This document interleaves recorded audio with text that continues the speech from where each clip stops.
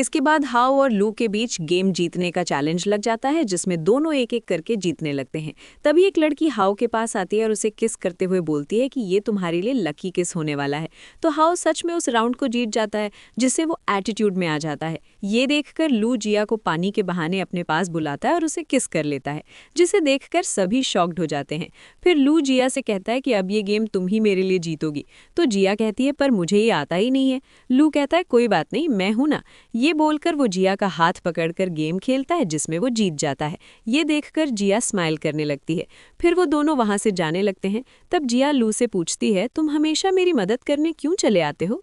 लू कहता है क्योंकि मैं तुमसे प्यार करता हूँ। ये सुनकर जिया हंसने लगती है, जिसे देखकर लू स्माइल करता है और कहता है फाइनली तुम खुश नजर आ रही हो।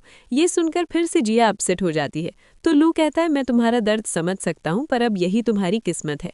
अब देखते हैं कि लू के प्लान के हिसाब से फांग को उसकी कंपनी का वाइस प्रेसिडेंट बना दिया जाता है। फिर लू की कंपनी की सीनियर एम्प्लॉई रूई ऑफिस में सबको बताती है कि हमारे नए प्रेसिडेंट फांग आ रहे हैं। ये सुनकर सभी एम्प्लॉई अपनी सीट से उठ जाते हैं। तभी वहां फांग आता है और जिया को देखकर उसके पास जाता है और उसे अपने केबिन में बुलाता है। थोड़ी देर बाद जिया फांग के केबिन में जाती है, जहां फांग उससे कहता है मैंने तुमसे पहले ही कहा था, मुझे एक मौका दे दो। देखो आज मैं लू की कंपनी का प्रेसिडेंट बन गया हूँ। ये सुनकर जिया गुस्से में कहती है तुमने मेरे पेरेंट्स को मार दिया और मैं तुम्हें मौका देती। फांग कहता है मैं बस उनसे मिलने गया था ताकि उन्हें हमारे डाइवोर्स के बारे में बता सकूं।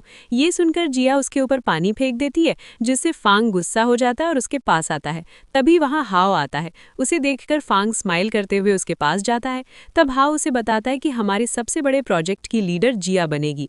ये सुनकर फांग शॉक्ड हो जाता है और हाओ से कहता है पर वो तो एक ऑर्डिनरी डिजाइनर है। हाउ कहता है तुम जिया को जानते नहीं हो, वो बहुत टैलेंटेड डिजाइनर है, इसलिए जैसा मैं कह रहा हूँ वैसा ही करो। ये सुनकर फांग जिया की तरफ देखने लगता है, तो जिया उसे देखकर स्माइल करती है। फिर हाउ जिया से कहता है मुझे फांग से कुछ पर्सनल बात करनी है। तो जिया वहां से बाहर चली जाती है और वहीं छुपकर उनकी बातें सुनने लगती है। फिर हाउ वहां से बाहर आकर उसे बताता है कि तुम्हें लू ने बुलाया है। जिसके बाद जिया लू के घर जाती है और उससे पूछती है क्या तुम मुझे बुला रहे थे? लू कहता है मैं चाहता हूँ तुम फांग से दूर रहो, क्योंकि मैं उसे हैंडल कर लूंगा। ये बोलकर वो उसे उसका रूम दिखाने ले जाता है, जिसे देखकर जिया बहुत खुश हो जाती है। तब लू उसके करीब आता है और उसे किस करने लगता है। फिर वो दोनों नाइट स्पेंड करते हैं। नेक्स्ट सीन में जिया ऑफिस में बैठी होती है और रूई उसकी तारीफ करती है कि तुम कितनी इंटेलिजेंट हो, तुम्हारा काम बिल्कुल परफेक्ट होता है। फिर वहाँ की बाकी एम्प्लॉय भी उसकी तारीफ करने लगती हैं। जिया खुश हो जाती है। फिर वो दूसरे रूम में जाती है। तब फांग वहाँ आकर उससे कहता है कि तुम मेरे साथ डिनर पर चलो। जिया उसके साथ जाने से मना करती है, तो फांग जबरदस्ती उसे अपने साथ ले जाता है। नाइट में सभी डिनर कर रहे होते हैं। तब फांग का बिजनेस पार्टनर जिया से ड्रिंक करने को बोलता है। जिया मना करती है, तो फांग उसे कहता है कि तुम्हें ऐसे मना नहीं करना चाहिए, यह हमारे बिजनेस के लिए अच्छा नहीं होगा। ये सुनकर जिया ड्रिंक करने लगती है और फांग के साथ साथ उसके पार्टनर्स खुश हो जाते हैं, क्योंकि फांग ने ड्रिंक में ड्रग मिला दिया था।